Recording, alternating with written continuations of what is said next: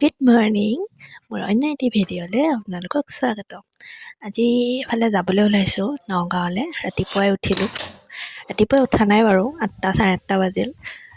উঠি বতৰটো ভালেই আছিলে। তাৰপিছত ৰাতিপুৱা একেবাৰে উঠিবলৈ মন নাযায়। মাতোতে উঠিলোঁ আৰু টোপনিয়াই উঠি ব্ৰাছ ল'লোঁ। দেখিলোঁ ঘপককৈ বৰষুণ দি দিলে। তাৰপিছত ওলাই কৰি ৰখি আছোঁ, বৰষুণ কমিলে যাম আৰু। বৰষুণ কমিলে বাৰু, কমাৰ পাছত ওলালোঁ। আমি নগাঁৱলৈ যাবলৈ ওলাইছোঁ। গ'লোঁ। আজিকালিতো সোনকালেই হয় আৰু চকী ঘাট দি এনেকৈ শ্বৰ্ট হৈ যায় বহুতখিনি। আৰু বাটতে বজাৰ কৰিলে দেউতাই। বতাহো মাৰি আছিল, বৰ ভাল লাগিছিল গৈ পেলাই। বতৰটো বৰ ধুনীয়া আছিল, ৱেডাৰটো।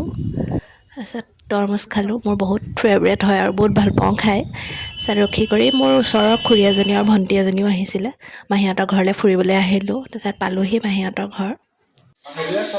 আহি পাওঁতে দেৰিয়ে হ'ল। তাৰপিছত চবেই বহি আছে, কথা পাতিলে। এইজনী মোৰ মাহী ল'ৰাটোৰ ৱাইফ হয়, মোৰ ভাইটিৰ বোৱাৰী। এইজনী মোৰ মাহী, মাহীহঁতৰ চুমু এজনী। চাহ খালোঁ।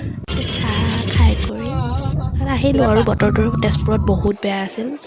ৰখি পেলাই তাৰপিছত অলপ শ্বপিং কৰিবলগীয়া আছিল, কৰি মেলি বহুত সময় ৰখিবলগীয়া হ'ল। বতৰটো তেজপুৰত বহুত বেয়া আছিল, সেইকাৰণে সোমালোঁ। আহিলোঁ ঘৰলৈ। আজিলৈ ইমানে, বাই।